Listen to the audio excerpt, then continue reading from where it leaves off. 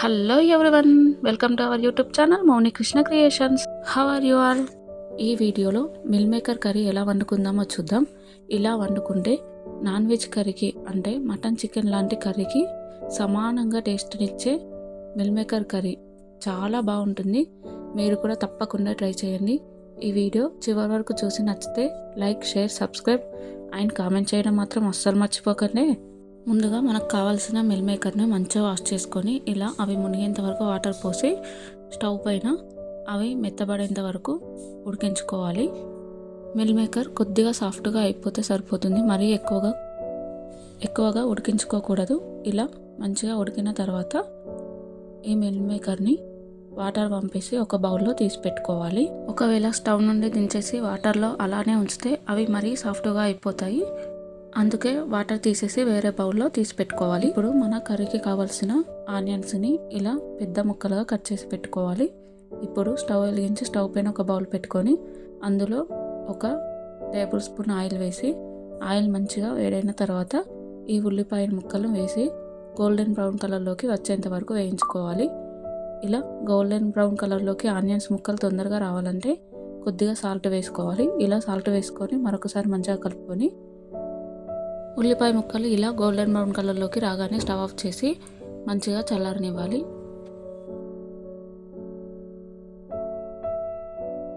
ఉల్లిపాయ ముక్కలు చల్లారిన తర్వాత మిక్సీ జార్లో వేసుకొని పేస్ట్ లాగా చేసుకోవాలి.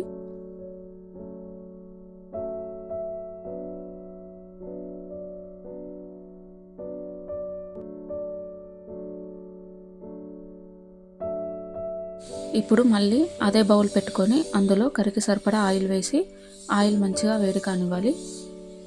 ఆయిల్ మంచిగా వేడైన తర్వాత కొద్దిగా జీలకర్ర, లవంగాలు, యాలకులు, బండ పువ్వు, బిర్యానాకు వేసి మంచిగా వేగనివ్వాలి.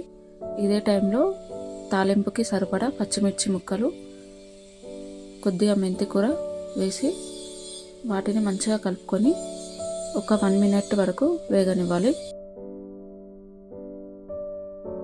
ఇలా పచ్చిమిర్చి ముక్కలు కొద్దిగా వేగిన తర్వాత ఇప్పుడు కర్రీకి సరిపడా పసుపు వేసి మంచిగా కలుపుకున్న తర్వాత ముందుగా గ్రైండ్ చేసి పక్కన పెట్టుకున్న ఆనియన్ పేస్ట్ని కూడా వేసి మంచిగా కలుపుకొని పేస్ట్ నుండి ఆయిల్ సపరేట్ అవ్వాలి అంతవరకు వేయించుకోవాలి.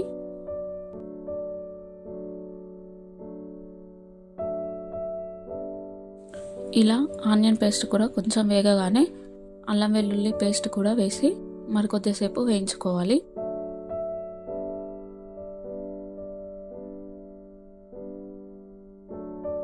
కొద్దిసేపటికి ఇలా ఆనియన్ పేస్ట్, అల్లం వెల్లుల్లి పేస్ట్ కూడా మంచిగా వేగిపోయి ఆయిల్ పైనకు వచ్చేస్తుంది. ఈ టైంలో మన కర్రీకి సరిపడా టేస్ట్కి తగ్గట్టు మనం తినే స్పైస్నెస్ని బట్టి కారాన్ని, అలాగే ధనియా పౌడర్ని, కొబ్బరి పొడిని కూడా వేసి మరొకసారి మంచిగా కలుపుకొని మూత పెట్టి ఉడికించుకోవాలి. ఒక 2 మినిట్స్ అంతే.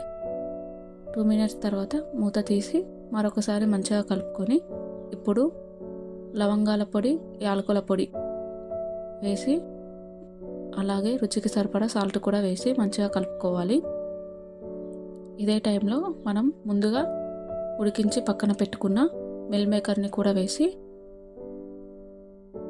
మనం వేసుకున్న ఇంగ్రీడియంట్స్ అన్నీ మిల్ మేకర్కి పట్టే విధంగా మంచిగా కలుపుకోవాలి.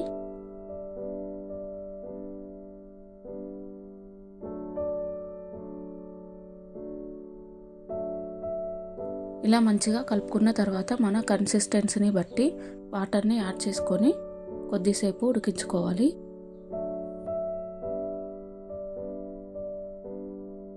కొద్దిసేపటికి మిల్ మేకర్ మంచిగా ఉడికి గ్రేవీ మంచిగా రెడీ అవుతుంది. ఈ కన్సిస్టెన్సీలో ఉంటే సరిపోతుంది. ఒకవేళ మీరు ఇంకా తిక్కుగా కావాలనుకుంటే మరికొద్దిసేపు ఉడికించుకుంటే సరే. ఇప్పుడు కర్రీ దించేస్తాం అనే ముందు కొద్దిగా కొత్తిమీర చల్లుకొని కలుపుకొని స్టవ్ ఆఫ్ చేసి వేడి వేడి బగారా అన్నంలో కానీ, బిర్యానీ అన్నంలో కానీ సర్వ్ చేసుకొని తినడమే. అచ్చం మటన్ తిన్నట్టే ఉంటుంది ఈ మిల్ మేకర్ కర్రీ. మీరు కూడా తప్పకుండా ట్రై చేయండి. ఇలా ఈ వీడియో చివరి వరకు చూసారు కదా, ఎలా ఉంది? నచ్చితే ఒక్క లైక్ ప్లీజ్.